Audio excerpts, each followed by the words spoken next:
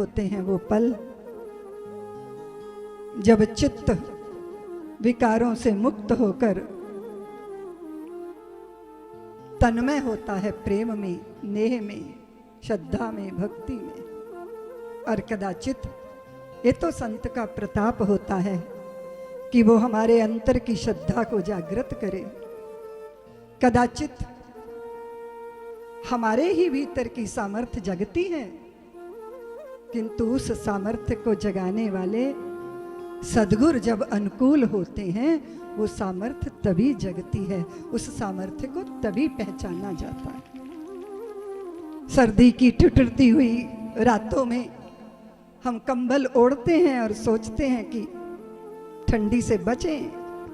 कंबल करता नहीं है कुछ भी, कोई ताप नहीं है उसमें, लेकिन वो कंबल हमारे ही शरीर के ताप को हमें महसूस करा देता है, हमें एहसास से भर देता है।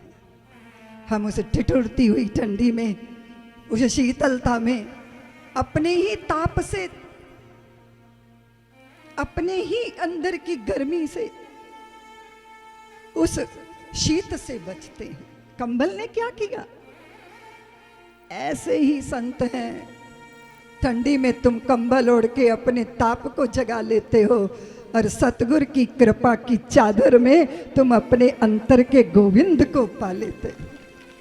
वो अंतर जागृत करते हैं, हमारे अंतर की संभावना को जो संभव कर दे। क्या फर्क है बीज और कंकड़ में? वो बीज अगर फूटा नहीं, उसमें अंकुर नहीं निकला, तो उस बिना अंकुरित बीज और कंकड़ में कोई फर्क होता नहीं। वो बीज तो तभी सार्थक होता है जब उसके अंतर के वृक्ष की संभावना अंकुर बन के प्रकट होती, और बीज कभी अंकुरित नहीं हो सकता अगर वो धरती की स्निग्धता ना पाए और सूरज का ताप ना पाए।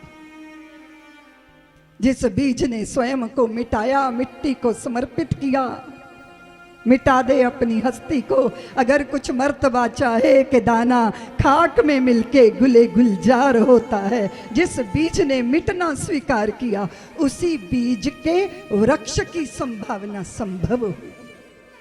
जो मिटना नहीं जानता वो बन नहीं सकता।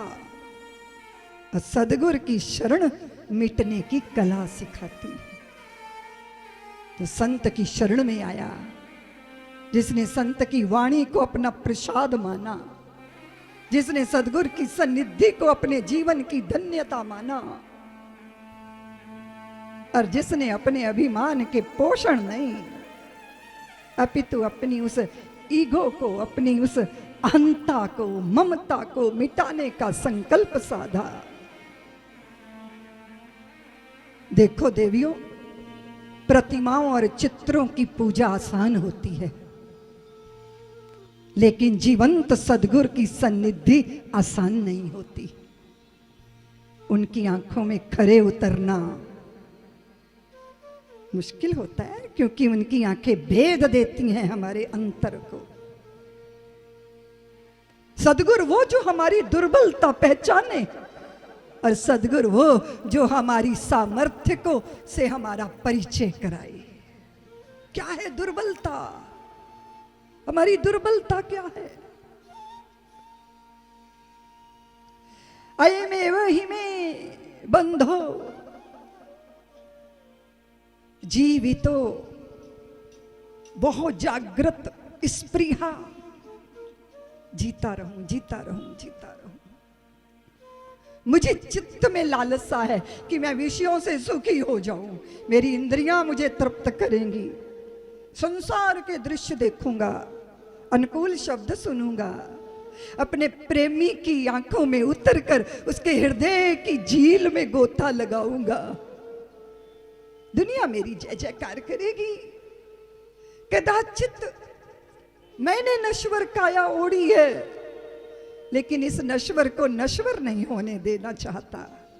ये हमेशा बना रहे, मेरी अनुकूलताएं हमेशा रहे, मेरी काया हमेशा रहे, मेरा यश हमेशा रहे। और फिर मैं उसके हाथ का बंदी बना। किसके हाथ का? जो क्षणभंगुर है, जो नष्ट होगा। हनीमून पीरियड लंबा नहीं होता, थोड़े समय का होता है। और हमारी चाह है कि हनीमून पीरियड लंबा हो, 25 साल, 30 साल, 35 साल तक मेरा चाहक, मेरा प्रेमी, मेरी प्रेयसी मुझे उसी तरह का प्रेम दे जिस तरह का पहले दिन दिया था। यही तो मेरी चाह है, यही तो मेरी मृगमरीचिका है, यही तो मेरी छलना है, और यही तो मेरी दिक्कत है, यही तो मेरी दुविधा है, यही तो मेरे अंतर का द्वंद है कि मैं वो जो मिटा है, जो अभी अभी खिला है, अभी अभी मुरझाएगा, उसी की पकड़ के साथ जीना चाहता हूं। उसको स्थायित्व तो मान लिया मैंने। जो मरण धर्मा है वो परमानेंट है, ऐसा मैंने मान लिया। और ऐसी ही मूढ़ता का शिकार मैं हुआ और अज्ञानता की जड़ता ने मुझको पकड़ा। तो सदगुरु ने क्या कहा? किसी ने हाथ गह लिया, कहा सुनो सजग किया, चेतना सचेत कर प्रकाश दीप दे दिया। सदगुरु ने कहा पगले, पागल है क्या?